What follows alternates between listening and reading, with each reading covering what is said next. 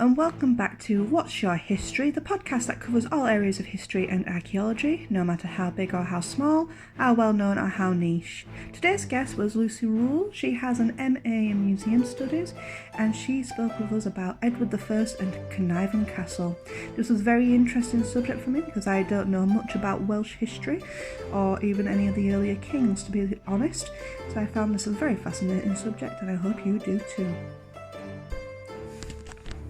Hello, Lucy. Hi, how's it going? Fine, thank you. How's it with you? Not bad, not bad. I'm excited to talk about Edward I and castles, as always. Brilliant. So, let's get it going then. So, what is it about this particular castle that's got you wanting to talk about it today? So, it's two things, really. It's a bit of a long story. When I was 16, I went to Wales. My dad took me on a castle tour of Wales, essentially. Nice. Yeah. It's a very, shout out to my dad. It's a very, typical dad holiday, you know. I loved it. I had such a good time. And ever since then, I was fascinated with both Edward I and this, regime of castle building in Wales. And I think what really interests me about it is I'm really interested in, the mechanisms of kingship in the high medieval period and a little bit prior as well, so sort of Plantagenet kings in England. Yeah. And the development of government and the development of ruling. And I think Wales is such an interesting example because you can see it happen basically over Edward's lifetime. You know, while, there had been some attempts to sort of, Anglicise Wales over the time. None were as successful as Edward, and his castles are such a big part. And so you can really see how kingship creeps into Wales and how he starts to govern it over a period of about 30 years. Oh, okay. So it's super interesting to study. Are they very different to the Norman style castles, or is it very similar in style? So they are generally really, really different. So in this period, we're starting to see castles rather than as a base, as a centre of government and administration. So they are huge behemoths, the ones in Wales. So Caernarfon's his biggest one. Beaumaris is massive. They are centres of government. They're centres of supply. They are places where you could, sit a lord and go, I want you to take control of this area. Norman castles tended to be run on a bit of a smaller scale, but it's definitely, the Norman castle is where this Edwardian castle is growing out of. So interestingly enough, the Welsh did have their own castles. So there were some scattered around. They also kind of came out of a Norman tradition, but also an older sort of British tradition, dating sort of back all the way to the Romans. But their castles, you can see when you look at them, they're so much smaller. Their towers, they weren't used as centres of government. They're not where they held court, the princes of Gwynedd. They weren't places where they ruled from. They were literally if you had a troublesome younger brother who was trying to unseat you, you'd lock him in there for a couple of months. Oh my God. They weren't designed to withhold siege. They weren't designed to act to feed and clothe your army, and they weren't designed to run your country from. And that is where Edward's castles come in as his mechanism of ruling. Right. So what else did Edward do aside? I'm assuming he was a really good king aside from making castles. He was a pretty good king, yeah. So he inherited from his father, Henry III, and he inherited I can't quite remember the date, which isn't very good, around in the 1260s. Yeah. He is a warrior king, so his father was very much a symbolic king. He didn't have too much military might. He was really, really good at knowing symbolism. Edward is a bit different. He incorporates that into his reign, but he is at heart a warrior. He rebelled against his own father before his own reign. Wow. Alongside his uncle, and then turned against his uncle and fought with his father again. He actually had an expedition into Wales right before his own reign under his father's name. So he is a warrior king. He moved constantly. He was constantly going up and down the country. And, he actually set up, I'm sure you know this being in York, but he set up court in York. Oh, okay. Yeah, so he wasn't here very much. He did it in the latter part of his reign when he was attempting to conquer Scotland, which did not go as well as Wales, for lots of reasons. But he was also kind of aging at that point. He'd lost his first wife, who he loved very much. He struggled with that loss. He was obviously had a long life. He'd been on crusade. He was constantly going between his, you know, French lands, which there were, you know, a slice of French lands at this point, but a lot of them have been lost by King John anyway. And then he was constantly going up and down Wales, England, you know. He was tired by the end of his reign, so Scotland didn't go over so well for him. But overall, he was a really, really good king. There's a temptation to see him as like a unionist, like he wanted, you know, the British Isles to be complete. I don't think it was that. The temptation is certainly there, but he was more concerned with domination than he was unity, to put it quite simply. He wanted to rule, he didn't want to unite, you know. Yeah. Yeah. It sounds pretty common with most kings, really. It is, yeah. He was really tall, that's remembered. He's known as Edward Longshanks. Yeah. He was ginger. He had bright red hair.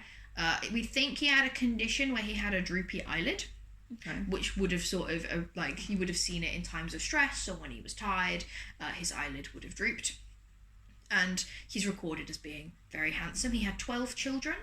Wow. With his first wife. Yeah, no, they'd married at about 15, both of them. So it was unusual in that he wasn't massively older. Yeah. They were pretty much the same age, and they had 12 kids together, so they were quite busy. Yeah. She travelled with him everywhere as well. Like, she went with him on crusade. Oh, wow. Yeah, she did, which is, you know, most kings might leave their wives behind or in their countries. But no, she insisted on coming with him. She eventually died in Caernarfon, unfortunately, or en route from Caernarfon. Oh, that's a shame. Yeah. But you can understand why they would, if he genuinely really loved her, you can kind of understand it if they're on the same age, really. Well, yeah, they would have grown up together. So when she died, they basically had a route from Wales down to London to take her body, which is quite common. Along every stop where her body rested, wherever they took, you know, rest for the night, he built these ginormous crosses. They're called the Eleanor monuments. There's only one left intact, I think. The rest are just recorded or sort of, you know, piles of stones at this point. But they're huge, ginormous things, and just marking this entire path of where her body was, and they must have, you know, they cost a lot of money, so they really show his devotion to her. Yeah. You know, so he very much loved his wife. Oh, that's lovely. I know, it's quite unusual to find a king that, like, most of them barely see him or have loads of, like, mistresses, but he was very loyal to Eleanor. Which is obvious by the fact that they had 12 babies. Yeah, exactly. They were always together, and you can kind of see that in her birth record. So that's very nice. Oh, nice, lovely little story. I know. You don't really expect him. Like, that's kind of why I like him as well. He's like a romantic as a king, you know. He should be the king that everybody looks up to then, like every generation afterwards. Is that the case? Did any of them look after him? Not really, unfortunately. So his own son, Edward II, Edward of Caernarfon, who was born in Caernarfon Castle on purpose, essentially. They sort of rushed her there towards the end of her pregnancy for this kind of symbolism. You know, a prince born in Wales. Edward had promised the Welsh people that, in compensation essentially for losing their own sovereignty, that he would provide them this Welsh prince born on their own land who'd speak no word of English. Obviously it didn't work out that way. Edward was very much, Edward II was very much an English king, but he had a terrible relationship with his wife. He had a string of male lovers, essentially. They're described as favourites by a lot of historians. It's unknown if he was gay or not. But by the way he speaks about them, I think he probably was. You know, it's sort of like they were roommates kind of history. But he very much neglected his wife. She very much felt pushed out of the picture by these male favourites at court. So he did not have a successful marriage at all. Did all the babies survive? I'm assuming No, unfortunately, which is fairly standard for the time. I think he only had one surviving son up until adulthood, as far as I'm aware. He had quite a few surviving daughters, though, about 4, who were just, you know, in the tradition, married off to various European royal households. So I don't really know much about what happened to the daughters, unfortunately. It's sort of an area I've never looked at, but I think it would be interesting to, like, track how much of Edward I's DNA still exists in the royal households of Europe. Yeah, that'd be really fascinating. Maybe that your next project that you can do. Maybe my endless obsession with Edward I. Nothing wrong with that. Nothing wrong at all. So what else is there you can say about the castle? Because you said you wanted to talk about the castle. You've got the Prince of Wales that was born there. Yeah. Making sure the Queen gave birth just for that precise point. But what is it about that particular castle that you really like? So Caernarfon's the crowning jewel, basically. There is some indication that Beaumaris, which is on Anglesey, which is just a bit further out, was supposed to be the biggest project, but due to lack of funds and his own death, it was never completed. Caernarfon itself was actually never completed, and it still stands as the most incredible castle that there is. So to start, it was actually built on where a Roman fort was. Okay. So, and it is very, very aware of this. So the architecture is consciously trying to evoke Roman features. So they have this sort of polygon towers, which we have an example of here in York. Eagle motifs everywhere, these big eagle statues, obviously conjuring this image of imperial might. And they've also got tile lacing, sort of, the blocks of, darker and lighter stone that you quite commonly see in Roman work is incorporated into Caernarfon. Oh, wow. And it being built on top of this Roman fort as well, which they would have been aware of, while nothing remains there today of the Roman fort. At the time, it's likely they would have been finding coins. It's likely they might have even seen stonework that was remaining. So this was a conscious decision to build this castle here, to try and conjure up this image of imperialism, of a link to the past, that Edward was ruling in Wales now in the same way that the Emperor Maxim had ruled over Wales and England. And that is why I think Caernarfon's really, really interesting. It cost, I think, £25,000 then. So a ginormous amount of money. It had, I think in 1 year, it's recorded as having 100 stonemasons working on site. Wow. Yeah. And it was still not completed. There are still, as far as we know, there were still extensive plans to actually build up the King's Gate. So the Queen's Gate's quite famous, and that's fully complete. But there was supposed to be a King's Gate that was never completed and never given the adornment that was originally planned. And so Caernarfon's the one that's the most interesting, because I think it's the one that's most purposely symbolic.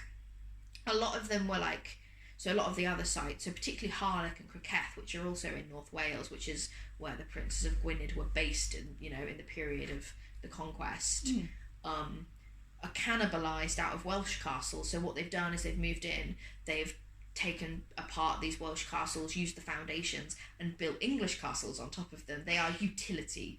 They are supposed to be there. Caernarfon, built pretty much from this Roman fort and the remains of a Norman sort of Motte and Bailey castle. And it's just brand spanking new, really. It's supposed to be a statement, not just for utility. And that's why I like it. That was a lot to say about Caernarfon. I apologise. No, that's a lot in one go. No, that's fine. That's what I wanted to know. I wanted to understand what it is that drew you to that castle, why you like that particular castle, because I'm sure a lot of people who have a understanding of castles, they probably are drawn to certain ones. Like maybe a lot of people might be drawn to Haver Castle because it's to do with Anne Boleyn, for example. Yeah. A lot of people are obviously drawn to a made-up castle known as Hogwarts, Yeah, exactly. We are very drawn to castles and these ideas of them and everything like that. So it was interesting to find out what drew you to that particular castle. It's not even my favourite castle, aesthetically speaking, actually, which is quite funny. Aesthetically speaking, my favourite one's Beaumaris, just looking at it, right? When I went to Caernarfon, I was actually really car sick. It's a lot of hills. And so I was constantly just going up and down. I felt so car sick. We got out in Caernarfon and we were going up, one of its 11 towers. It's a lot of towers. And I was constantly going round and round. And I remember I was halfway up this spiral staircase and I was like, oh God, I'm going to be sick. I'm either going to be sick or I'm going to fall all the way down this stone and I'm going to die. So I remember I was like, I have to go back down. And I had to sit on a bench and breathe for a bit. So it's interesting that despite that experience, I still find it so interesting in that I didn't get to go up all the towers. I just had to sit outside and have my head between my legs and just go That's interesting. I learned something recently about why it's spiraled. It's the stairway. It's in case it gets attacked, so you're able to attack your attacker without them knowing that you're on your way down, sort of thing. This is why it's spiraled. But it sounds of it. I'm wondering how tall these towers actually are. I can't give you an exact measurement. I will say that they were built to be really, really imposing. So it originally would have been painted white, which is a strange idea. Like, now you look at it, it's all stone. But it originally would have been painted white, and it really looms over the landscape. So Caernarfon these days is like a thriving seaside town. It's a real tourist spot as well. But obviously it would have been much smaller when the castle was built. It really, really, really would have loomed over the countryside and Snowdonia, and it would have been a super intimidating thing to see. If you're just like a little Welsh farmer, obviously, and you've had your law taken from you, you've had your religion taken from you to some extent. That's sort of happening in this period. You've experienced culturally endless invasion from the Normans, from the Anglo-Saxons, from now this English force, and then there's this big stamp in the middle of your land, in the middle of your heartland, like, I am here now. It's a statement, really, and so it was built to look like a statement, so very tall. So what is it about the Welsh history that you've kind of gravitated towards? I know that he's an English king throwing his English mark on the Welsh, but what is it about that area that you're mostly drawn to? Because I'm sure he built other castles throughout England that make a statement as well. He did. He has got a couple across England, though, primarily. Well, I think what really interested me about this particular period of history and the Welsh side of it is the Welsh, or at least they're written in, what's his name, of Wales? Joffrey? What? No, it's not that. It's gone. Basically, a monk travelled around Wales for a bit with his little friend and just basically said a mixture of good and bad things about the Welsh people. And he recalls them having an incredibly long memory. They were aware of their genealogical history and past. They knew where they had come from. They had such a strong storytelling tradition that's often talked about in Ireland, but not so often talked about in Wales. So they had a memory of being taken over before. They remembered when the Normans came. They remembered when the Anglo-Saxons arrived. For them, this just felt like another onslaught. And it meant that their response is really, really unique. From an English perspective, at the time, they are just another part of the island. But for the Welsh, they have been here all the time. These people are new. Yeah. And it's such a clash of perspective, and that's what I find really interesting about the Welsh side of the story, is that both sides feel like entitled, both sides feel like they belong here. And admittedly, I think the Welsh probably do have more claim than, these Anglo-Saxon descended English people. Undoubtedly they do. But I find that interesting, this sort of clash of ideology that you see increasingly, and that's where it comes out, like I think I've mentioned to you before, like in Arthur, in the symbol of the Arthurian legend. And is it English? Is it Welsh? Are they just fighting over a few scraps of paper descended down from monks? Who is he? And I think that's super interesting. Yeah, the Arthurian legend is a very interesting thing. Like, some people believe, if you want to go from like the King Arthur film that came out years ago, I think that's Keira Knightley in it. Played a Pictish warrior or something. But that one, people say, is a bit more, it's not completely true to history, but it's a bit more relatable to the history, because apparently in that adaptation of it, they believed he's more like a Roman centurion who wasn't necessarily called Arthur. It might have been Arturo or something. But they think it may have derived from that, possibly. That is an idea that is talked about in early manuscripts, actually. So when we're looking at sort of Nennius, who's one of the earliest recorded sources of the Arthurian legend, it mentions that Arthur was descended from a Roman emperor. And that is part of, so basically there's a guy, he's called Roger Loomis, who discussed this idea that Edward I and his architects built Caernarfon with Roman features to try and conjure up the image of Arthur. Because the idea of Arthur being a Romanesque and imperial figure is something that everyone would have known. It's highly debated. Loomis tends to go with the idea that the architects had actually gone to Constantinople, and that's where a lot of the inspiration comes from. But then there's been later studies that actually suggest that no one involved in the castle had gone that far east. So it's a real hot debate, but there are definitely manuscripts that exist that suggest that Arthur is Roman, or descended at the very least from Roman origin. But the main sort of Arthurian text at this time is obviously Monmouth's, which came out sort of 50 years prior. Yeah, I also do remember reading about that as well, about how Arthur was basically a legend before he became a legend. Like, the people who were telling his story made it sound like he'd been around for many, many years prior. It's a very interesting thing, and I know that, at least for a lot of English kings, the idea of Arthur kind of trickles down.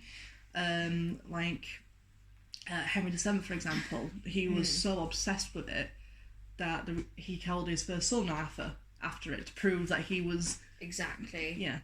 And that, I think that represents an anxiety that is also felt here with Edward I. So obviously when we're talking about Henry VII, we're talking about a newly established dynasty, the Tudor dynasty. His claim to the throne is really, really far-flung, and he's having to strengthen that claim, with his marriage to Elizabeth of York.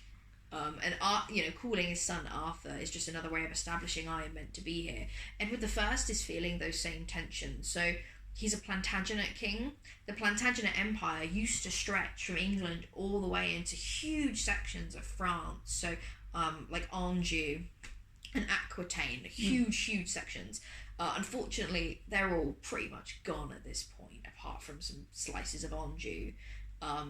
And so Edward is forced, and his father before him as well, who suffered this sort of loss, they are forced to try and root themselves where they are, despite the fact that they speak French. They are far more culturally aligned with across the Channel, but they are forced to try and fully establish themselves in this nation. And Arthur's such an interesting tool to do that. He is, a British legend. His stories come from Wales and England, and there's some kind of further up in Scotland as well. By trying to connect himself with this imperial lineage that Arthur has, he is trying to assert the Plantagenet dynasty as being English, not French. Oh, that's fair. Arthur is a very interesting character, and how he has inspired a lot of the kings throughout the over the years, because it's like even Henry VIII was obsessed. He was obsessed with the legend and was aiming at it. I think that's probably one of the main reasons why he's so bad about the son and stuff. He really like courtly love, didn't he? This performance that is definitely Arthurian in nature. And I remember years ago I was talking to a friend who, she's the one who studied more the medieval side of it. And she was doing she did a paper on the Arthur legend and how it translates into kingship and stuff. And it was interesting because she was talking, I don't know about which kings it was, unfortunately it's not my area, but she was talking about how one king saw the Arthur legend, and to prove his kingship he didn't have any heirs, for example. He tried to stay pure and all that sort of thing. Edward the Confessor, maybe? Possibly. Well, that's interesting if it is, because I'm not quite entirely certain. I know that Edward the Confessor stayed pure, didn't have any children, and that's quite interesting because Edward I is named after Edward the Confessor. His father developed an obsession with Edward the Confessor, and hence the name passed on, even though it was actually seen as quite a old-fashioned name back then, actually. Edward, when Henry named him Edward, there was quite a lot of surprise. They were like, God, why has he gone and picked this ancient name? But it was because he was obsessed with this idea of Edward the Confessor, and so he wanted to sort of bring that back into his lineage. Which is just interesting comparison there. I think there was also another king as well, not Henry VII. I've already mentioned about Henry VII, but I think there was another king who did try to do the whole, we're going to unite, just like the idea of Arthur. But I think I remember with her paper she was saying about how in hindsight, if a king really did that, like Arthur does, with unites all the knights around the round table to put the control over everybody rather than just him, she said it doesn't really work for a kingship thing. I'm assuming you feel the same way. I think so, yeah. I think So Edward I think there is an element of Edward wanting to use this to the Arthurian legend to show that we should all be united. But I think the Welsh perspective on that's actually a lot more genuine. They want a united country that is all theirs again. They want all the invaders to go away. Essentially, they want a nation that is British. Yeah. And then Edward is trying to sort of twist that into, no, they should all pay homage to me, respect to me. I need to dominate all of this. And it's sort of like he's taken the sweets from the Welsh and he's replaced it with a carrot or something and been like, look, it's just as good. Like if I have it all, it's still the idea that you want. And they're going, well, no, I actually want you to leave. So I think for kingship, it's a weird one, particularly in this era. Arthur was supposed to unite and bring peace to the land. Edward is conquering, and then they're very separate concepts. Edward I actually did, so he had this whole thing in 1277. Let me just double check that because I'm always bad with dates. It was. So this was around the first conquest. So he goes into Wales twice, actually. Okay. The first time he goes in basically because Llewellyn, so the sort of main prince of Gwynedd at that time, refused to come pay homage to him after his coronation. Edward I retaliated by basically kidnapping a woman. So he he takes this foreign princess who was supposed to be married to Llewellyn's younger brother Dafydd, and he holds her hostage. By all accounts, she was fine. She was just, in a tower somewhere being taken care of by servants. But it still infuriated Llewellyn, obviously. And this eventually led to a conflict and a rebellion where Edward I marched in and basically demanded that Llewellyn pay him respects. Yeah. And this ended fairly quickly, predominantly because a lot of the Welsh lords and a lot of the smaller Welsh princes actually allied themselves with Edward against Llewellyn. Oh, okay. Yeah. So it's actually written about by Gerald of Wales, that's his name, that the main reason why Wales can't hold its own against conquest is they are too divided. And it's probably true in that England's main strength is that they have one administrative base and all the lords are working for one goal under one person. The Welsh don't have that kind of administrative strength at this point, as evidenced with their castles. They don't have a system of government, which means if one person turns coat, others will follow. So they can't hold their own. But Edward isn't interested in true dominion at this period. He comes in, he basically says, look, you need to behave yourself, and he leaves. Yeah. And during that time as well, and to send a sort of political message, he goes to Glastonbury with his wife, Eleanor, and they exhume the bodies of King Arthur and Queen Guinevere. I don't know who they dug up, but it wasn't them. But just digging up some poor person's body, and it's written about in the 1290s by a monk who claims he was there, and he says that their flesh was, white and pure, that they hadn't decayed at all, which is super interesting because normally that attribute is only given to the bodies of saints. So it just shows how elevated they've become as figures by this point. And they go there and they rebury them and on English soil as well, which is interesting. They're at Glastonbury. So it's just showing two things, I think. One, that your Welsh hero is dead. He's buried in England, actually. He's mine. Oh my God. Nobody's coming to save you. It's just me. And two, he's setting himself up as the inheritor of this legacy, particularly to his own English court. But also, he's just a bit of a nerd, I think. He really likes King Arthur. He's interested. In the same way that the monk was probably using it to try and get some cash, I think. He was like, yeah, look, the bodies are here. Come visit our abbey and maybe give us a donation on your way in. Because they are almost the equivalent of a modern day tourist attraction, back then. And that is essentially what he's doing. He's interested, he's trying to show his court that he's cultured, that he's the inheritor, but he's also showing the Welsh, look, nobody's coming. This is going to happen and you are going to have to respect me if we're going to coexist on this pretty small island. Yeah. Oh, blimey. Yeah, there's a lot there, isn't it? I'm sorry if I could go on a lot. No, I like when people go on about a topic that they're very interested in. I like to see people talk about that sort of stuff because it emanates from you. You're just beaming every time you do it, so it's really nice. Yeah, oh lovely, thank you. I love this topic. I could talk about it for days, honestly. Go ahead. That's what we're here for. We'll just keep on going. I did both my dissertations vaguely on this. The first one, definitely, like, this was my whole topic. The second one, I factored in less, and I really had to squeeze it in with my postgraduate one, actually, because I just wanted to, you know, like, I wanted to carry over into a new topic. Yeah. And so, because I just couldn't leave it behind. So, yeah. It is really cool, and there is a lot to unpack about kingship, the kings of England, and how it changed over time. Even the Arthurian legend, there's a lot to pack into there. There's so much, isn't there? It's endless. Because Arthur, as we know, is very much like Robin is in Yorkshire. Yeah. Obviously, you know about the Robin Hood legend. It's interesting that you said Guinevere, though, so, because I know with Robin Hood, at least, he doesn't tend to get, like, companions until a lot later on. Like, he existed, and then his friends apparently joined him a couple of hundred years later. Yeah, exactly.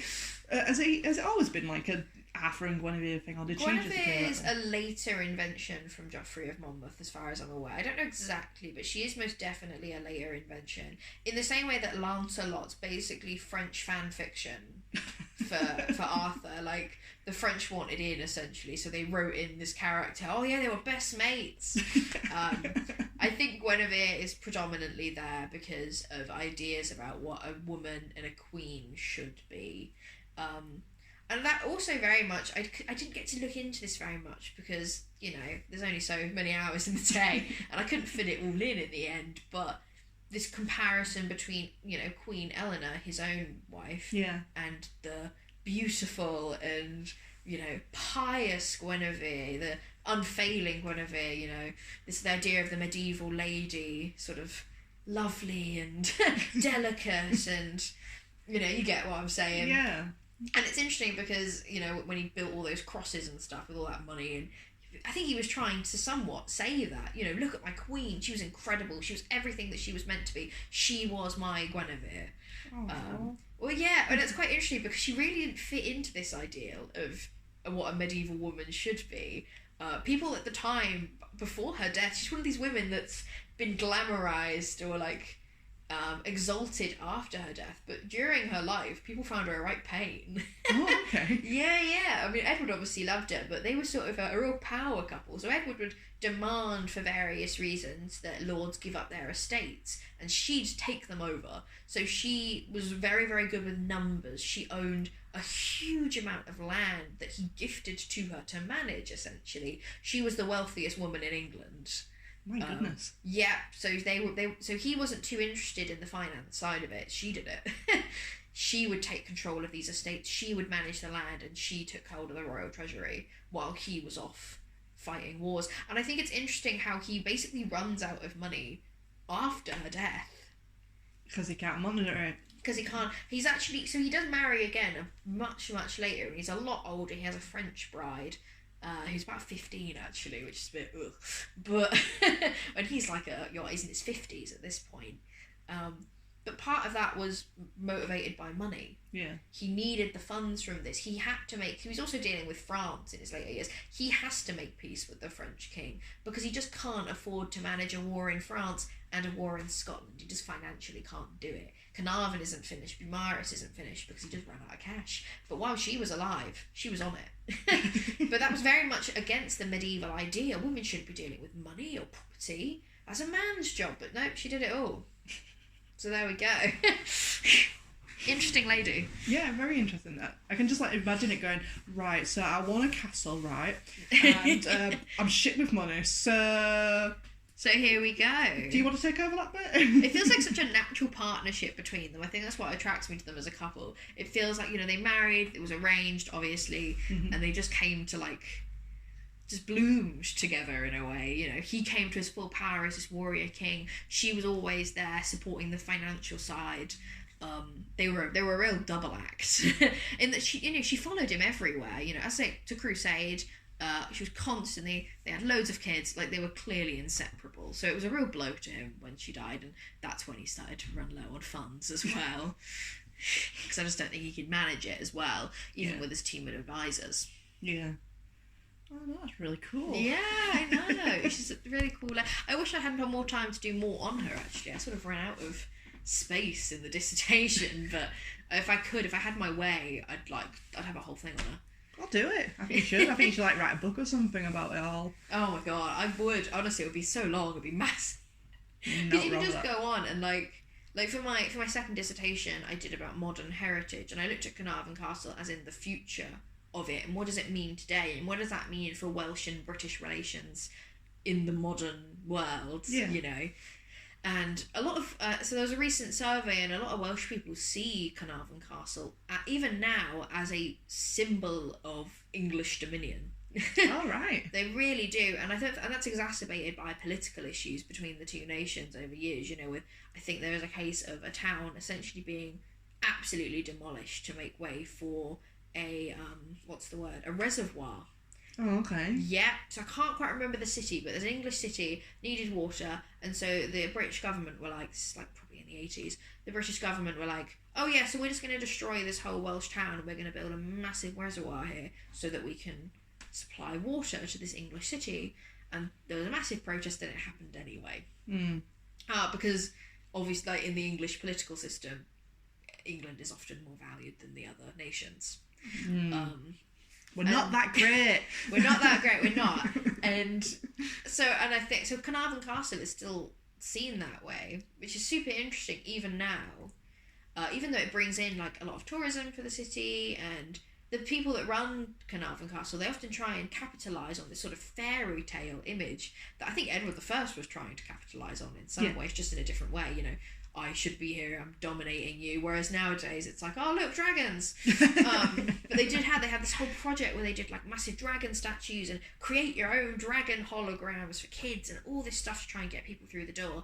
And it really worked. Like, the dragon statues, if you ever have any time, it's really good to look. They're really cool. They're massive. And they travelled around a lot of Welsh castles as well, these statues, as a sort of art project. And it's interesting that, you know, they are trying to capitalise on this fairy tale image. And I don't know whether that's to detach it from its political connotations, whereas Edward I was using the fairy tale, and I use it sort of in quotation, to try and create those political links. Yeah. So I don't know. Maybe Arthur's become so separate from the political sphere that it can now be used as to, you know, move away from it, or whether Welsh people still see Arthur as a figure of what was essentially taken from them. Possibly. Well, you did say that the Welsh never forget. They do never forget, that's true. And it was pretty brutal, to be fair. Like, the seals of Llewellyn and Dafydd and Llewellyn's wife were all melted down by Edward and made into a cup. So, yeah, the Welsh had their own remnant of the True Cross that was paraded through London after his succession. So, yeah, it was pretty brutal, to be fair, and I don't blame them for not. And then followed by further rebellions that continue to happen throughout other people's reigns, and then eventually what we've come to now, which is an odd political balance. So, which seems to be tipping in the British favour. Well, yeah. English favour, should I say? Well, yeah. So it's always been interesting. Like, the Welsh have, you know, and Wales definitely maintains its own identity in the face of it, and it's really good. Like, obviously the language almost died, and they've brought it back, and it's amazing what they've done. Really, it's honestly incredible. I hope to see that other projects like that around the British Isles, particularly in Scotland, I think would be really, really good. But also in Cornwall and stuff as well. Yeah. And I think the language is a real vestige of their pre-English identity, pre-Norman identity even, and an identity very much like forged in like subjugation in a way, an identity formed in rebellion against this endless wave of people coming in and pushing them out of their own space. Yeah. And the endless invasion. You know, I think we often talk about, like, Britain being a mixing pot, and it really, really is. Like, we've constantly been invaded. Yeah. And I think that the Welsh identity in particular has really been forged in response to that. Wow. Yeah. So there we go. It's talked about all sorts of stuff right now. I know, it goes a bit mad, this topic. I think it's because it's so relevant to so much. It's so interesting as well. Yeah. My favourite king by far, 10 out of 10, all the time. Such a fascinating... I mean, there's a whole thing he had with Scotland as well, which I'm not going to get into because I think we'd be here for like all day. But yeah, you know, the whole latter part of his reign, dealing with Scotland and France, and even his own father and his son were really interesting figures surrounding and bookending his reign. So there's lots to go on about. There really is. Yeah. But maybe we should call it quits for today. Maybe we should call it quits. Yeah, I don't want to put anyone to sleep. No, I don't think anybody will be falling asleep. This has been a very, very fascinating topic, and like you said, you just literally just scratched the surface. Yeah, no, you could go on. Yeah, if anyone listening wants to hit me up for a reading list, I've got one. I've got one. It's big. There's lots more. What would you? Is there any like top of the range things that you'd definitely 100% recommend people to read if they want to go further into this? So if they want like an overall genuine like really fun read of just the Plantagenet dynasties with, you know, Edward I being in there and this political background, I'd go The Plantagenets by Dan Jones. The Plantagenets by Dan Jones. I'd look at the work of Roger Loomis. So he did a lot of work on the castles, their conservation, and a lot of writing on Arthur and the architecture of Caernarfon, and also any work by Abigail Wheatley. Abigail Wheatley. Yeah, I can't remember their name. She's got a couple of papers around Caernarfon and around Edward I that are super interesting. I also think Michael Prestwich has written a really, really good book on Edward I. I can't remember if that's correct or not. There was a Michael and he wrote a book and it's very good. But if you want exact reading lists, then check me out on Instagram or whatever. Yeah. So you can find Lucy's Instagram down in the bio below. I'm also going to add a couple of the books and things that she's just recommended right now. I'll add those down below as well for anybody who wants to look into the topic even further. So another thing I'm actually very interested in is now, as obviously we have King Charles III. His Majesty. His Majesty, King Charles III. And he, I know that in the 1960s, I think it was, they did a coronation of some sort in Wales, and he like did a speech in Welsh and stuff. Is it at that castle, or would it have been at a different castle? Or... So yeah, it's at Caernarfon, which is super interesting. So the tradition of that actually dates all the way back to Prince Edward I's own son. Edward of Caernarfon was his official title before he ascended to the throne. Yeah, so the whole idea of he wanted to present the Welsh people with a new prince born on Welsh soil, hence the title Prince of Wales. And also that's the title that Llewellyn, the guy he was basically, you know, fighting against during the conquest, had. That was the traditional title of rather than king, you had a Prince of Wales and various princes of Wales who ruled over different sort of three sections. So yeah, that is actually where it comes from. It's a tradition that's passed down of your firstborn son having their investiture, I think the official term is, at Caernarfon Castle to become Prince of Wales. So we don't know whether William's going to have one yet, actually. Oh, okay. Because now that King Charles has ascended, normally the title would then pass down to William. It didn't happen until Charles was sort of in his early 20s, I think. Okay. But that was just because he wasn't old enough. Like, you can't have like a 15-year-old, you know, on telly at Caernarfon Castle in a little cloak. It wouldn't work. But obviously, William's an adult and old enough to take up the mantle. Yeah. I think he has officially taken on the title, but he hasn't had the investiture yet. Okay. Whether that's something that will come after the coronation, or whether that might... You know, Charles's might have been the last one. There is actually a lot of anger about the idea of Caernarfon still being used as the site of this investiture, of it even still happening. Yeah. So we might have had our last one. Oh. Already. It might have gone. It might have been King Charles's own one that might have been the last one. So. Blimey.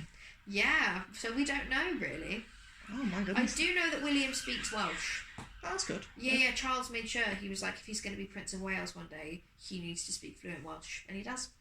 That's really good, actually. I do know that they are, William and Kate are referred to as the Prince and Princess of Wales. Yeah. Which I was actually really happy with, because I thought it was going to be something that, especially for Kate mostly, I thought it was going to really be just the mantle for Diana, because she's still seen as the Princess of Wales. Yeah. And I got a bit defensive about that because I was like, no, it's her right to be Princess of Wales, sort of thing. So yeah, but I guess we'll see on that one. We'll see how it goes. I don't think anything will happen until after the coronation. I mean, that's big enough to plan, let alone an investiture in Wales. So I think we might hear more after the coronation, which is supposed to be next year, I think, isn't it? Or this year? I don't remember. I think it's later this year. I think it's May, isn't it? Yeah. It's May time. So we might hear more after that, but it might just be the end of a very long tradition. Oh. So there we go. Who knows? Well, that'll be a point to Wales eventually. A point to Wales, yeah. Exactly. It'll be a win. I shouldn't be sad about it, but like the idea of like such a long tradition, I think ending always feels like a bit melancholic, but in reality it isn't, and it's a bit of a win. Yeah. But it feels a bit sad still to me. Fair enough. Well, thank you. Yeah, it's alright. So it's all been very interesting. Yeah. Woo! No, yeah, it's been really good. And hopefully you'll be back on this podcast, maybe talking about something else. I'd love to come back. Yeah, definitely. I'll have a think. What else can I bring to the table that isn't Edward the First? We'll find out. Well, thank you again for this. Yeah, no worries. And, hopefully see you again. Yeah. Bye bye.